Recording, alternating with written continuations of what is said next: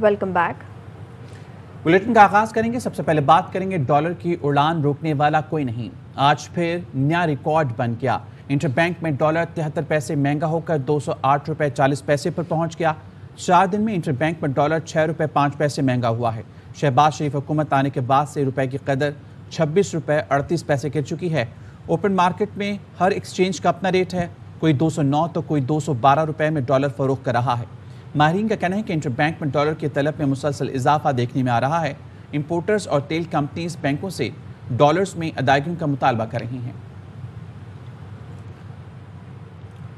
ماہر معاشیات مزمل اسلم نے حکومت پر عدم اعتمادی کو روپے کی ناقدری کی وجہ قرار دے دیا۔ کہتے ہیں ہمارے ذخائر تقریباً ڈیڈ لیول تک آ گئے ہیں، حالات بہتر نہ ہوئے تو روپے پر مزید دباؤ بڑھے گا۔ کی فضا جو ہے یہ حکومت اب تک نہیں بنا سکی۔ جب تک یہ نہیں ہوگا تو ڈالر جو ہے مارکیٹ میں انڈر پریشر رہے گا۔ 9 ارب ڈالر سے نیچے ہمارے ریزروز آ گئے، تقریباً ڈیڈ لیول۔ اس میں اگر بہتری نہیں آئی تو یہ جو ہے مزید اس میں روپے میں کمزوری آئی۔ آج کی اخبار کی جو خبریں لگی ہوئی ہیں کہ کل ہمارے وزیر خزانہ آخری میں امریکہ کے ایمبیسڈر کے پاس چلے گئے اور ان سے درخواست کرے کہ IMF سے آپ ہی ہمارا کچھ کام کروا دیں۔ اگر یہ 1-2 دن میں بات نہیں بنی تو شاید ہمارے وزیر خزانہ امریکہ چلے جائے۔ اس طریقے سے ملک نہیں چلتا، یہ درخواستوں پہ اور جو ہے منت سماجت پہ۔ آپ کی جو ہے نا اپنا کانفیڈنس ہونا چاہیے اپنے پالیسی ایکشن۔ تو نہ ہمارا وزیر خزانہ تگڑا ہے، نہ ہمارا وزیر اعظم اس معاملے میں تگڑا ہے۔ اس سے بہتر تھا یہ کہ ڈار صاحب کو ہی لے آتے اور ڈار صاحب کو ہی معاملہ ہینڈ اوور کر دیتے، شاید وہ ان سے بہتر کر لیتے۔ براہ راست کراچی لے چلیں گے پاکستان تحریک انصاف کے رہنما علی زیدی نیوز کانفرنس کا بھی۔ کلیئر انڈیکیشن ہے کہ یہ ہی جو جماعتیں ہیں جو خون خرابہ کی ذمہ دار تھیں اس شہر میں، انہی جماعتوں کے 3 فیکشن آپس میں مل گئے۔ جب الگ الگ ہو گئے وہ 3 فیکشن بن گئے، وہ آپس میں لڑ گئے اور آپس میں ہی انہوں نے یہ خون خرابہ کر دیا اور TLP بھی اس کے اندر آ گئی۔ اور مجھے بڑا افسوس ہے کہ 10 لوگ انجرڈ ہیں سیریسلی اور 1 آدمی کی وفات بھی ہو چکی ہے۔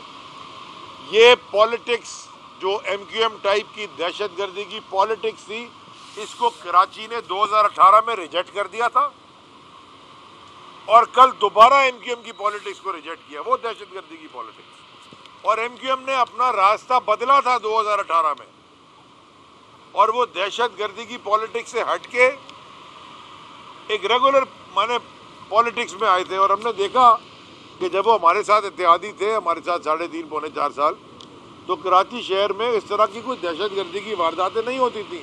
ہاں MQM لندن والے کچھ تھے جو اکثر پکڑے جاتے تھے، لیکن وہ والی پالیٹکس ختم ہو گئی تھی۔ اب جو کل ہوا ہے، کیا کراچی کو دوبارہ وہیں دھکیلا جا رہا ہے؟ کیا کراچی پھر وہ وائلنس دیکھے گا؟ یہ بالکل ہم برداشت نہیں کریں گے، نہ کراچی والے برداشت کریں گے، نہ لا انفورسمنٹ کو برداشت کرنا چاہیے۔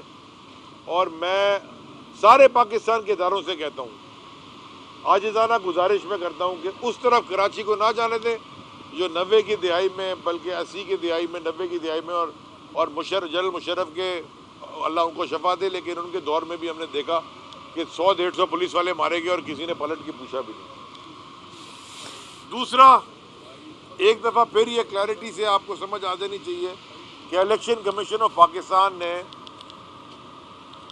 وہ دوبارہ فیل ہو گئی ہے ایک صاف و شفاف الیکشن کرانے میں۔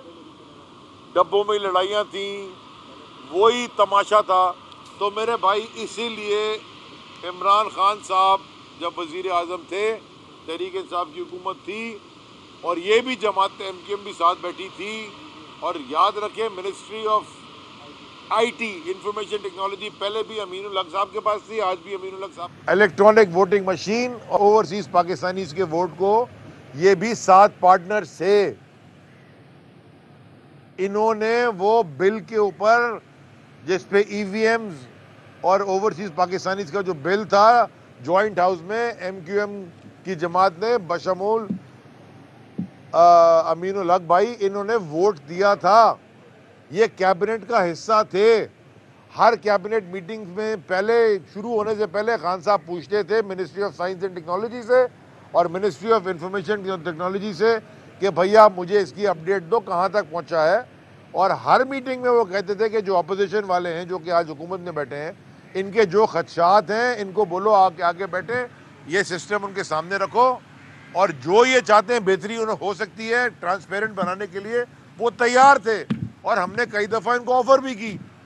لیکن یہ دقیانوس جماعتیں ہیں، یہ دقیانوس طریقے سے الیکشن چاہتی ہیں، اور اس دقیانوسی کا کل رات کو آپ کو، کل شام کو، کل دوپہر کو، کل الیکشن میں آپ کو یہ نظر آ گیا کہ یہ جو تشدد اور وائلنس اور مار دھاڑ اور گولی چلی اور لوگ زخمی اور بیچارہ ایک انتقال بھی کر گیا، یہ اس میں واپس ڈھکیلنا چاہتے ہیں پاکستان کو، اور خاص طور پہ کراچی کو، جو کہ کراچی والے، آپ میرے بھائی میڈیا والے تو کور کرتے رہے، میں آپ لوگوں کی شکلیں پہچانتا ہوں، بہت ساری 25 سال سے یہ کام کر رہا ہوں. ہمیں یاد ہے کہ جہاں پولیس نہیں پہنچتی تھی وہاں آپ کے یہ کیمرہ مین پہنچے ہوتے تھے. میں دیکھتا تھا کہ ادھر فائرنگ میں بھی رپورٹنگ کر رہے ہوتے تھے. یہ مشکل کام ہوتا ہے جو آپ کرتے ہیں، خاص طور پہ میں آپ کے لیے کہہ رہا ہوں. اصل میں جو 12 مئی کی رپورٹنگ آپ نے کی وہ پاکستان میں کیوں، دنیا میں کہتا ہوں بڑے مشکل ہے کوئی میڈیا والے جو پاکستان کا میڈیا جس طرح اس نے کور کیا.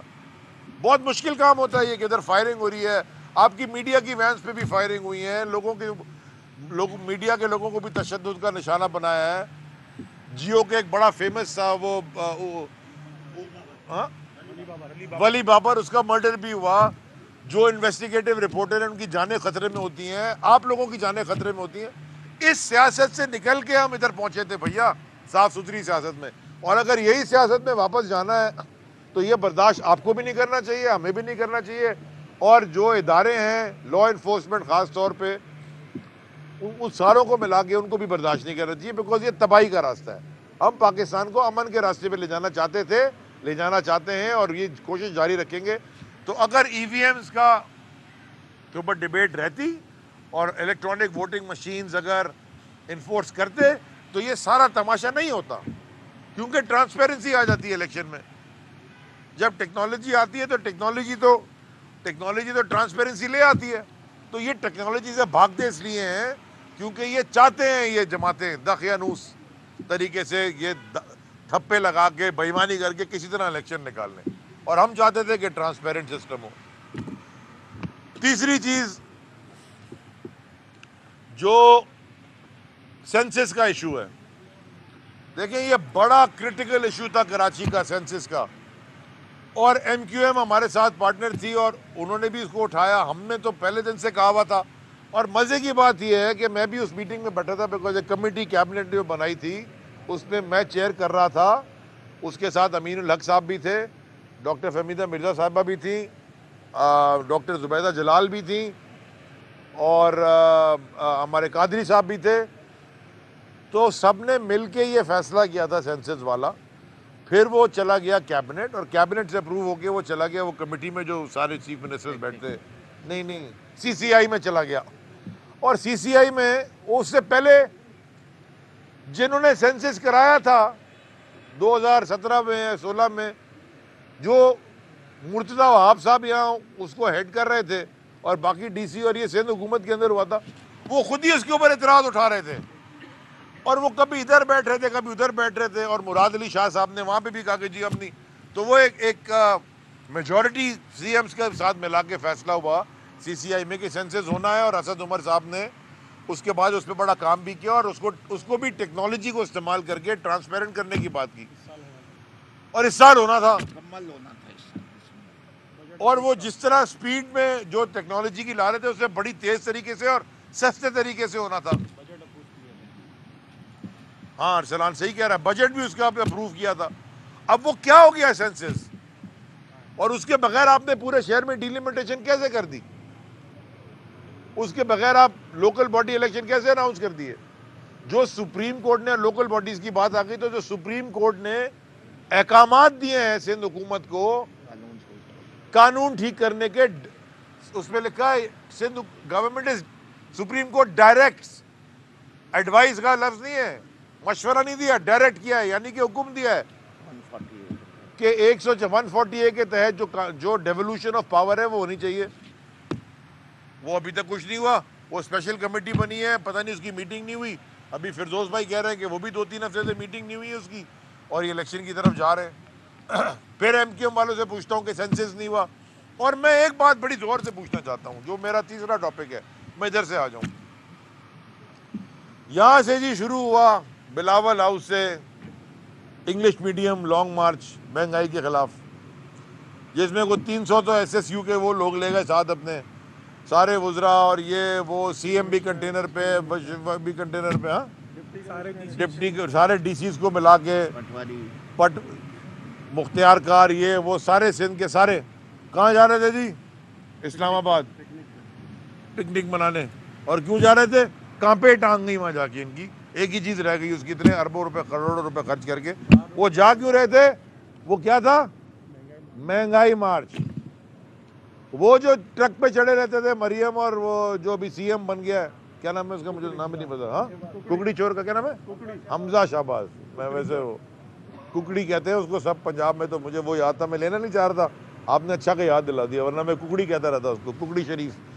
حمزہ, وہ جو جعلی سی ایم ہے, وہ ٹرک پہ کھڑے جی, مہنگائی بڑی ہے, مہنگائی بڑی ہے. 4 روپے, ہاں بالکل ٹھیک, 4 روپے پیٹرول کی قیمت بڑی تھی, اور یہ مہنگائی کر کے نکل آئے تھے روڈ پہ. بھولنا چاہے سر, آپ بڑے غور سے دیکھ رہے ہیں, آپ کو بھی یاد ہے. اس کے بعد اور سنیں نا, وہ سنیں, اس کے بعد یہ جو یہی رہتے ہیں, زیادہ دور نہیں ہے یہاں سے, یہ جو یہاں شہر سے کراچی, شہر کراچی کے جو اب فائنانس منسٹر بن گئے ہیں, 3.5 سال ٹی وی کے اوپر بیٹھ کے بولتے رہے پتہ نہیں کیا ہو گیا, اکانومی کو ڈوب رہے ہیں فلاں, جبکہ ان کی اپنی کمپنی پروفٹ پہ پروفٹ کمائی جا رہی تھی. اپنی کمپنی پروفٹ کما رہی تھی. مفتاح اسماعیل صاحب کی ٹی وی کے اوپر بیٹھ کے کہہ رہے تھے جی حالات بڑے خراب ہیں, اور میں کبھی زندگی میں پیٹرول کی قیمت نہیں بڑھاؤں گا, اور جو بڑھائے گا وہ یہ ہوگا, ہم بڑھنے نہیں دیں گے, آئی ایم ایف سے بھی ہم نیگوشیٹ کر لیں گے. میں نے وہ ٹویٹ بھی کیا, آپ چاہتے ہیں میں دوبارہ یہاں چلا بھی دیتا ہوں آپ کے سامنے, ساری دنیا نے دیکھا ہے ان کے بیانات. کوئی کپڑے بیچ رہا تھا, کوئی پتہ نہیں کیا بیچ رہا تھا. ابھی مجھے یہ بتائیں کہ یہ جو پیٹرول کی قیمت 30 روپے بڑھی, پھر 30 روپے بڑھی, پھر ابھی 115 روپے بڑھ چکی ہے, پچھلے 2 مہینے میں ڈبل ہو گئی ہے, 20 دن میں ڈبل ہو گئی ہے. بالکل نہیں, حکومت ان کی 2 مہینے. بجلی کی قیمت مہنگی ہو گئی اور مہنگی کرنے جا رہے ہیں, گیس مہنگی کرنے جا رہے ہیں, ہے ہی نہیں, ان کو پتہ ہی نہیں کرنا کیا ہے. میں نے سنا قطر گئے, وہاں سے ٹھینگا ملا ہے ان کو, انہوں نے بھی ان کو ٹھینگا دکھا دیا ہے,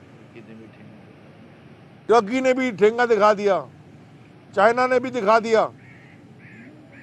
میں یہ پوچھنا چاہتا ہوں, اتنا نقصان پاکستان کو جو کرایا گیا ہے, اس کا ذمہ دار کون ہے؟ اور میں نے کل بڑے سادہ الفاظ میں ٹی وی شوز میں, اور کیونکہ آپ سارے ایک ساتھ ہیں, میں نے ٹویٹ بھی کیا, میں بڑے سادہ الفاظ میں سمجھا دیتا ہوں تاکہ یہ ڈیبیٹ ختم ہو جائے. مداخلت کی اور دھمکی کی اور سازش کی, بڑے آسان الفاظ میں قوم کو سمجھانا چاہتا ہوں. یہ گھر ہے کسی کا, دیوار کے اس طرف انصاف ہاؤس کے پیچھے, یہاں جو ملازم کام کرتے ہیں, ان کو اگر یہاں انصاف ہاؤس میں کراچی کے صدر بلال غفار صاحب ان کے ساتھ بات چیت کر دیں اور ان کو حکم دینا شروع کر دیں, حالانکہ وہ تنخواہ اس گھر سے لے رہے ہیں, تو اسے کہتے ہیں مداخلت. یہ ان کے کام میں مداخلت کر رہے ہیں نا بھائی, ان کا کام ہے ان کو کر رہے ہیں, تو آپ یہاں سے بیٹھ کے کیوں کر رہے ہو؟ اور جب بلال غفار صاحب کی وہ بات نہ مانیں, اور بلال غفار صاحب جب ان کو ڈرانا دھمکانا شروع کر دیں کہ تم میری بات اگر نہیں مانو گے تو تمہارے ساتھ میں یہ کر دوں گا, اسے کہتے ہیں دھمکی. لیکن جب وہ ملازم بلال غفار کی دھمکی سے ڈر کے اپنے ہی امپلائر کے خلاف کوئی کام کرنا شروع کر دیں اور اسی کے خلاف انفارمیشن دینا شروع کر دیں, اسے کہتے ہیں سازش. سازش ہمیشہ اندر سے ہوتی ہے. امریکہ نے تو مداخلت کی, وہ ساروں نے ایکسیپٹ کیا, کیونکہ جو بیانیہ ایشو ہوا تھا اس میں انگریزی میں لکھا تھا بلیٹنٹ انٹرفیئرنس, جس پہ امریکن ایمبیسڈر کو ڈی مارچ بھی ایشو کیا گیا. بلیٹنٹ انٹرفیئرنس, واضح مداخلت. اس کے بعد وہ یہ آ گئے موصوف پرائم منسٹر بن کے, کرائم منسٹر شہباز شریف, انہوں نے ایکسیپٹ کیا اس بیانیے کو. باقی سب نے بھی ایکسیپٹ کیا. اس کے ایک ہفتے بعد فلور آف دا ہاؤس کھڑے ہو کے فرمایا کرائم منسٹر شہباز شریف نے, اس میں دھمکی بھی تھی, اس میں دھمکی بھی تھی, خود فرما رہے ہیں کہ اس میں دھمکی بھی تھی, تو آپ دھمکی بھی ایکسیپٹ کر لی. تو بھائی سازشی تو تم خود ہو, تم نے زرداری نے لوگوں کے ساتھ مل کے سازش کی پاکستان کے الیکٹڈ گورنمنٹ اور الیکٹڈ پرائم منسٹر کے خلاف, اور اس سازش میں تم نے یہ پاکستان کا بیڑا غرق کر دیا. اور اب تم آ کے کرسی پہ بیٹھ گئے ہو, نہ تم سے ملک سنبھل رہا ہے, نہ تم سے انفلیشن سنبھل رہی ہے, ان امپلائمنٹ بڑھ رہی ہے, ایکسپورٹ گر رہے ہیں, ریزرو گر رہے ہیں, روپیہ گر رہا ہے, مہنگائی, پروڈکشن لارج اسکیل مینوفیکچرنگ کم ہو رہی ہے, مینوفیکچرنگ کم ہو رہی ہے, ہر چیز کم ہو رہی ہے جو فائنینشلی پاکستان کو ادھر لے جا رہی تھی, اور جو بڑھ رہی ہیں چیزیں وہ پاکستان کے نقصان میں ہیں. شکریہ بہت بہت.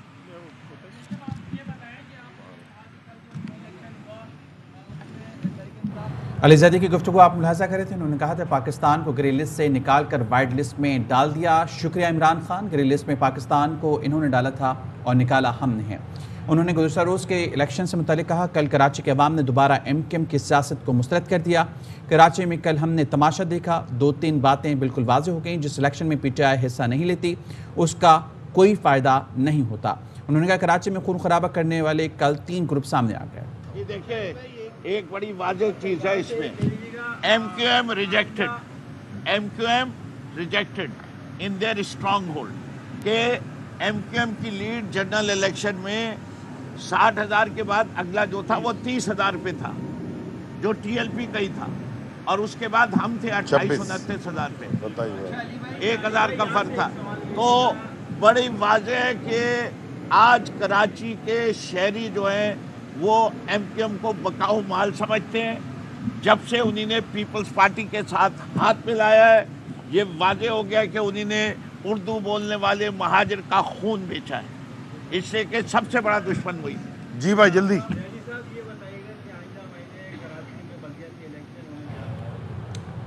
ہم واپس آئیں گے ایک بریک کے بعد. Welcome back. Speaker Chaudhry Pervaiz Elahi کی زیر صدارت پنجاب اسمبلی اجلاس کا معاملہ, حکومت کا پرویز الہی سیکرٹری اسمبلی اور اہم افسران کے خلاف قانونی کارروائی کا فیصلہ.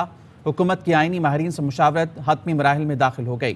خواجہ نصیر ہمارے ساتھ ہیں, ان سے مزید جانے کے. خواجہ نصیر آگاہ کیجیے گا خبر سے متعلق. بالکل جی, پنجاب حکومت کے انتہائی ذمہ دار ترین ذرائع کے مطابق گورنمنٹ آف پنجاب نے اس بات سے مشاورت شروع کر دی ہے کہ جب گورنر پنجاب ملیک الرحمان نے آرڈیننس جاری کر دیا تھا, تو اس آرڈیننس کے جاری ہونے کے بعد اسپیکر اور سیکرٹری اسمبلی جو ہیں دونوں نے کس طریقے سے پنجاب اسمبلی بلڈنگ میں اجلاس جو ہے یہاں منعقد کیا. اس حوالے سے باقاعدہ طور پہ اعلیٰ عدلیہ سے بھی رجوع کرنے کا فیصلہ کیا جائے. اجلاس میں معاوض کرنے والے تمام افراد کو قابل گرفت لانے کے لیے باقاعدہ طور پر ایک جو ہے ریفرنس اور ایک سمری وہ تیار کی گئی ہے, جس سمری کو ایڈوکیٹ جنرل سے مشاورت کے بعد باقاعدہ طور پر موو کیا جائے گا. اور حکومتی ذرائع یہ کہتے ہیں کہ انہیں یہ توقع کی جا رہی ہے, حکومتی ذرائع کی توقع کی جا رہی ہے کہ secretary assembly, secretary coordination, director general legislation سمیت دیگر افسران جو ہیں ان کے خلاف بھی شاید مقدمات درج کر لیے جائیں. اس صورت میں اسپیکر پنجاب اسمبلی کی پوزیشن کیا ہوگی, اسپیکر پنجاب اسمبلی کے خلاف کیا مقدمہ درج کیا جائے گا یا نہیں کیا جائے گا, اس پر باقاعدہ طور پہ مشاورت جاری ہے. ٹھیک ہے, مشاورت جاری ہے, بہت شکریہ آپ کا. شہباز حکومت پر اعتماد بحال نہ ہو سکا, زر مبادلہ کے ذخائر مزید کم ہو گئے. اسٹیٹ بینک کے مطابق غیر ملکی زر مبادلہ کے ذخائر میں $233 ملین کمی ہوئی اور مجموعی ذخائر $14 ارب 94 کروڑ ہو گئے. اسٹیٹ بینک کے ذخائر میں $241 ملین کی کمی ہوئی, جس سے مرکزی بینک کے ذخائر $8 ارب 98 کروڑ 50 لاکھ رہ گئے ہیں, جبکہ کمرشل بینکوں کے ذخائر میں $74 کروڑ کمی سے $5 ارب 95 کروڑ رہ گئے ہیں. واضح رہے کہ اسٹیٹ بینک نے گزشتہ ہفتے قرضوں کی کسی قسم کی کوئی ادائیگی بھی نہیں کی ہے. فیٹو اجلاس کا برلن میں آج آخری دن ہے. پاکستان کے گرے لسٹ سے نکلنے کے امکانات روشن ہیں. بی بی سی نے حکومت پاکستان کے ایک ترجمان کے ذریعے بتایا کہ اب تک ملنے والی اطلاعات یہی بتا رہی ہیں کہ اس بار معاملہ پاکستان کے حق میں جائے گا. پاکستان اگر گرے لسٹ سے نکلتا ہے تب بھی معاملات طے ہونے میں 7 سے 8 ماہ کا عرصہ لگ سکتا ہے. ग्रिल लिस्ट से निकलने की सूरत में फैटिफ टीम पाकिस्तान का दौरा करेगी ताकि खुद तसल्ली कर सके कि सिफारिशात पर काम मुकम्मल हुआ है या नहीं। वज़ीर मुमलिकत बराए ख़जाना डॉक्टर आयशा गौस पाशा का कहना है कि FATF शराइत पर हुकूमत पाकिस्तान ने बहुत मेहनत की। हमने फैटिफ की तकरीबन तमाम शराइत पर पेशरफ्त दिखाई है। सिर्फ टेक्निकल नहीं, कुछ सिफारती चीज़ें भी हैं। फैटिफ के साथ सिफारती सतह पर भी पेशरफ्त हो रही है। FATF की टीम पाकिस्तान का दौरा करेगी। हम जल्द इंशाअल्लाह ग्रे लिस्ट से निकल जाएंगे। नताइज या क्यासराई पर मबनी रिपोर्टिंग से गुरेज किया जाए। वज़ीर मुमलिकत बराए खारजा हिना रब्बानी खर ने ग्रे लिस्ट से निकलने के बारे में तबसरों से गुरेज का मशवरा दे दिया। ट्विटर पर लिखा, फैटिफ का इजलास बर्लिन में जारी है। आज रात इजलास के इख्तिताम के बाद फैटिफ बयान जारी करेगा। ग्रे लिस्ट से निकलना PTI हुकूमत और हमाद अजहर के सर एक और सहरा। साबिक वज़ीर ख़जाना शौकत तरीन का कहना है, गुज़श्ता 2 साल में मजबूत मुआशी पॉलिसी और कोरोना के खिलाफ जंग में कामयाबी हासिल की। अब फैटिफ से निकलने के बाद सवाल ये है, इमरान खान हुकूमत क्यों तब्दील किया गया? मुबारक पाकिस्तान को फैटिफ की ग्रे लिस्ट से निकाल दिया गया। PTI रहनुमा शहबाज गिल कहते हैं, इमरान खान की खुसूसी तवज्जो से उनकी टीम ने वो काम कर दिखाया जो पहले किसी ने नहीं किया। मैंने चंद दिन पहले ही कहा था, अरस्तू उसका क्रेडिट लेने की कोशिश करेगा। इन चोरों ने ही हमें ग्रे लिस्ट में डलवाया था। PTI रहनुमा श्री मजारी कहती हैं, PTI हुकूमत की एक और कामयाबी। इमरान खान को मुबारकबाद। उस वक्त हुकूमत बदलने की साजिश क्यों की गई जब तमाम इशारे मस्बत समत में थे? क्या पाकिस्तान को मुआशी मुहाजों पर नाकाम बनाने के लिए साजिश की गई? वापस आएंगे एक ब्रेक के बाद। Welcome back. क्राइम मिनिस्टर उनके बदमाशों ने मनी लॉन्ड्रिंग करप्शन बचाने के लिए हथकंडे इस्तेमाल किए। साबिक वज़ीर आज़म इमरान खान का कहना है, इंपोर्टेड हुकूमत में गवाहों और तफ्तीशकारों की अचानक मौत पर सवालात तो उठेंगे। बैरून मुल्क असासे बेचें और पैसा पाकिस्तान वापस ले आएं, ये सब करते हैं तो हम कौमी असम्बली में वापस आने को तैयार हैं। सेनेट इजलास से खिताब में PTI सेनेटर फैसल जावेद ने कहा, इमरान खान का जीना मरना पाकिस्तान में है। लगता है इस हुकूमत का ये आखिरी महीना है। कौम इलेक्शन चाहती है। आवाम के वोटों और एतमाद से आने वाली हुकूमत मईशत बेहतर करेगी। तहरीक इंसाफ की हुकूमत हो या किसी भी पार्टी की हुकूमत हो, इन फैसलों में पीपल्स पार्टी MQM समेत सारी इत्तेहादी जमातें शामिल हैं। ये PTI के सियासी फ़ायदे में अच्छा है, लेकिन मुल्क के लिए अच्छा नहीं। न्यूज़ स्टूडियो से फिलहाल इतना ही। हाजिर होंगे न्यूज़ हेडलाइंस के साथ।